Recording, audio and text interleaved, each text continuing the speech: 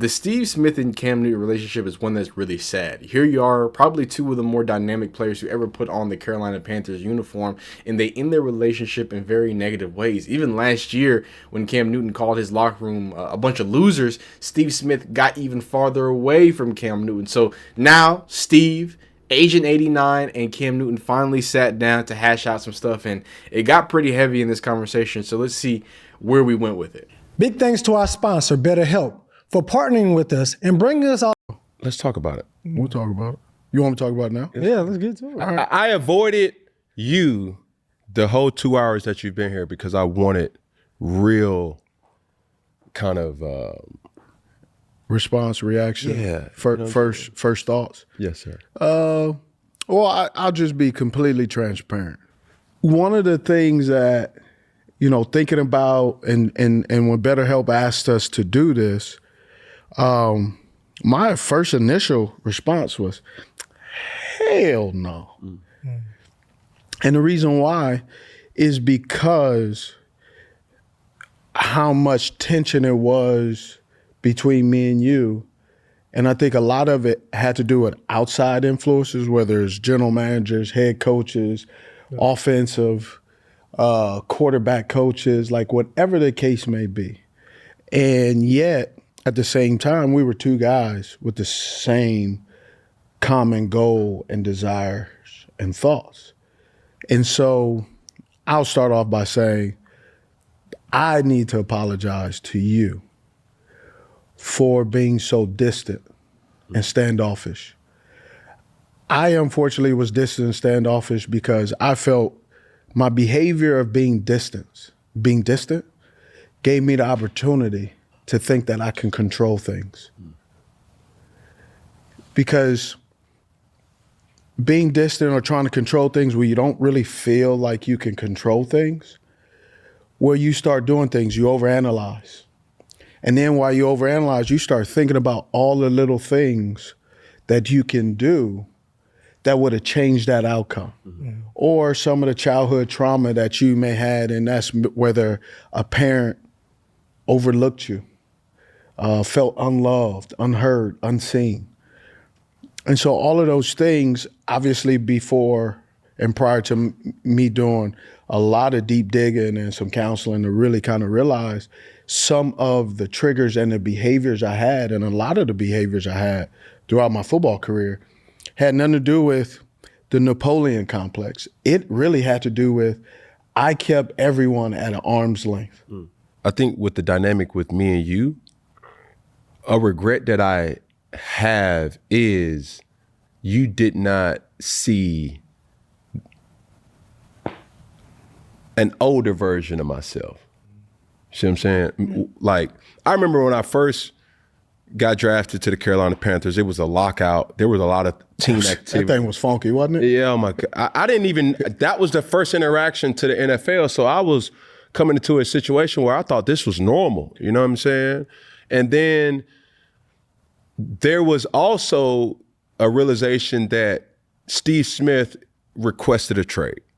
And I'm like, yo, a young quarterback needs all the armor and artillery that he could possibly have, knowing a Triple Crown winner, the pulse of the Carolinas, the DNA of what this team and the mantra that it stood on with keep pounding, a person that embodied all that, he wants out.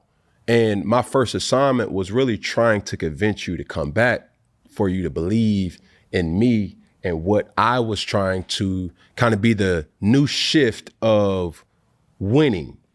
And I think through that time, I understood that for the first 3 years of my career, that was 2011, 12, and 13, I always had number 89 to rely on, right? But there was something about youth that you don't really always understand at that particular moment in time. I was wrong. Oh, I know. I could have been better. No, but the preface is this. I don't want nobody to hear this and say, well, you didn't have good teammates because they would have held you accountable. hey, you should have had somebody in your camp to tell you, hey, bro, you're tripping. I did have that. I just put up a guard. I put up, the blinders, closed everything and closed everybody off. And it's crazy because even people today, I still deal with those traumatic issues because it comes from, alienation. It comes from isolation. It comes from having abandonment issues, not because of my parents, not because of, my family. It was literally, I was by myself. Yeah. I want to stop here because first I want to commend, both of these men for laying out some things, whether it's just for, the sponsorship dollars or because this is a genuine thing. It seems pretty genuine to me. Just to be able to get on the mic and say I was wrong, I did these things wrong. I don't think some people realize what it takes for somebody to look at another man and say, hey, yo, I messed up here, I messed up there. But to take it an even another bigger step to get as specific as they are, to walk us through both of their mindsets, right? The concept of, two ships passing in the night. Well, these were two people working on the same ship and somebody jumped off, right? So like and seeing that Cam almost took that, request for a trade from this legend, Steve Smith. He took that, not just as a negative on his career, but as like an assignment, as something that he, as a leader in the team, hey, I need to be able to make this right. I feel like there were so many things as they both talk about, both with their pride, both with their own opinions, both with what being in different phases of their career.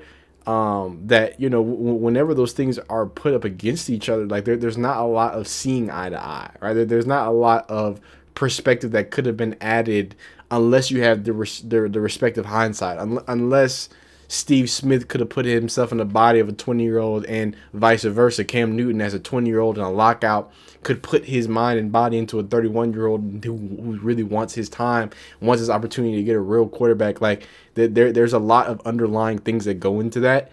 And the fact that they're addressing those things is amazing. The fact that they have a space for that is amazing. We speak so much about, positivity in mental health for young athletes or even, athletes in general. I mean, what more positive could you be if you don't have two people who have had quite shaky past sit down and really hash the things that they need to hash out? So just great things, and great to hear from them. Great to hear the perspective. Great to hear both sides of the coin. We're going to listen to, obviously, some more of it, too.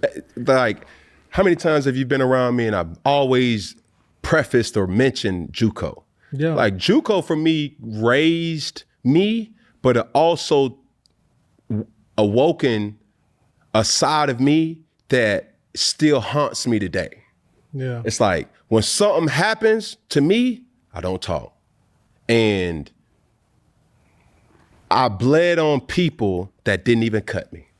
You feel what I'm saying? Yeah, and now that I look back, so that's my situation. I bled on people that didn't cut me.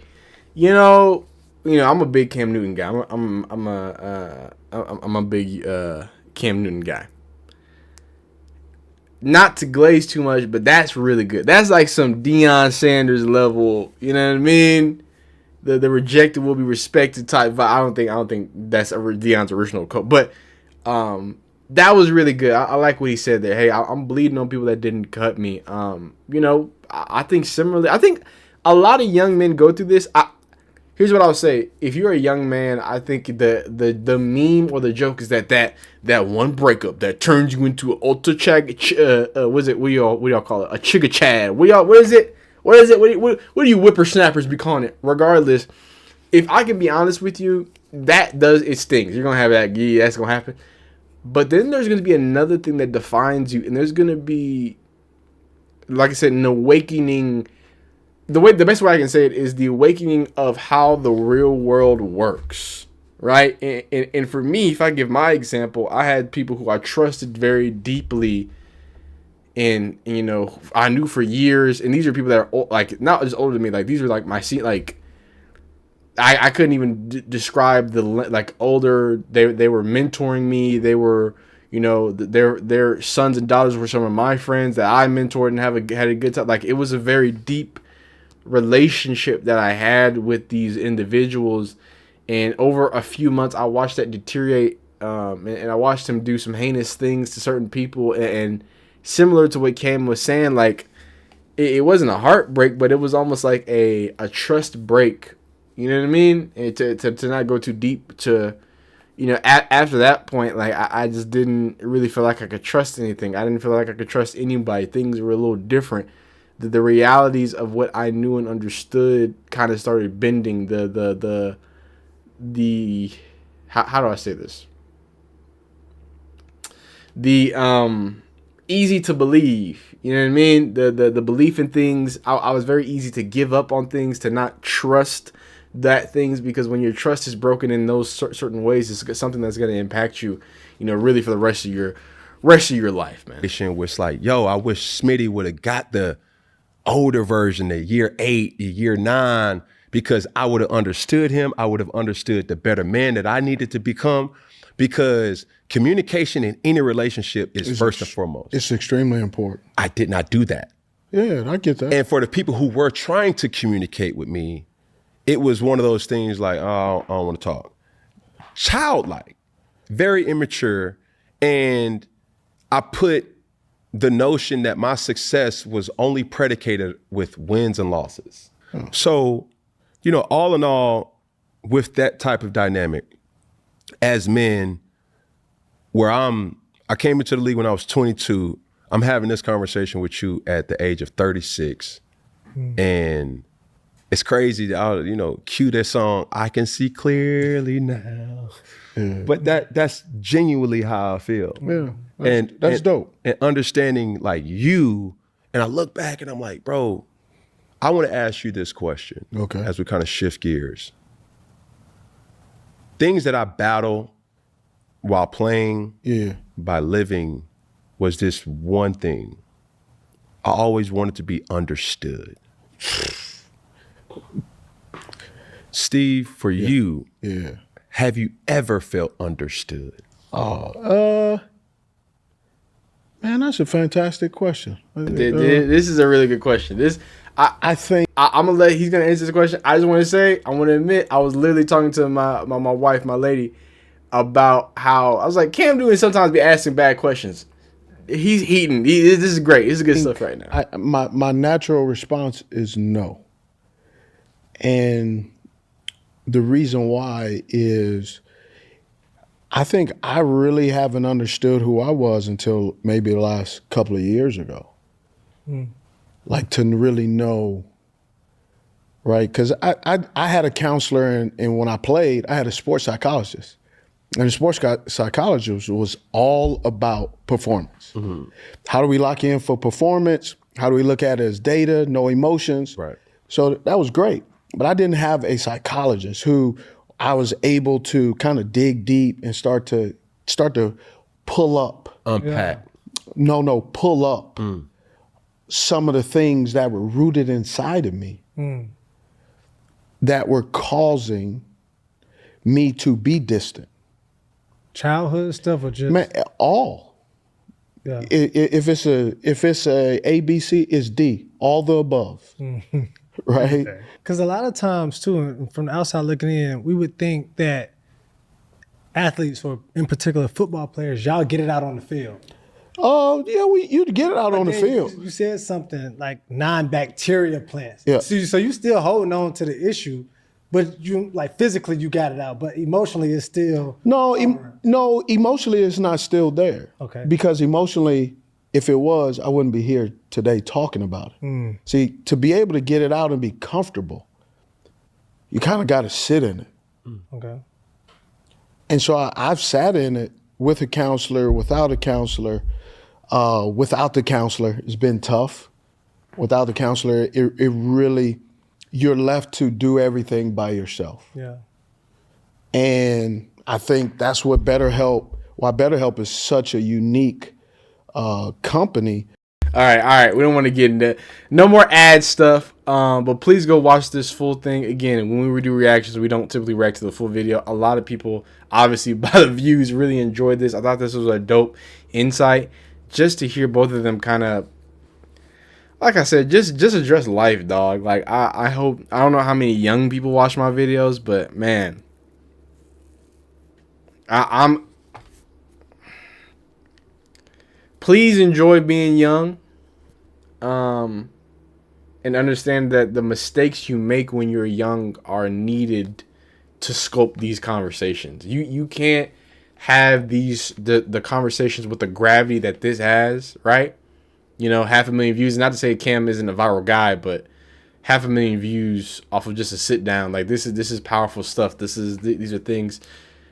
Growth doesn't happen when you don't put yourself in those uncomfortable situations. So I implore you to enjoy your youth, be plentiful in your youth, but don't use it as an excuse to not experience things and not see things, because those tough situations are what's ultimately going to mold how you respond to those things. And the way that you respond to those bad, positive, everything, that's who you are. And you know, I just hope you sit with that. Hope you please watch this full thing, because like I said, it's already got me thinking. I'm already in my thoughts. I'm having flashbacks and stuff. But yeah, man, just great stuff. Great men conversations in the world of content creations where there's a lot of silliness and a lot of this and a lot of clickbait. This is just, I mean, I'm only 10 minutes in, and this is just a very powerful thing. So I'm gonna watch the rest of this. Y'all go watch it. Like the video if you like it. Dislike if you don't. If there's something you want me to react to, let me know. Y'all be great. We'll see you next time. Peace.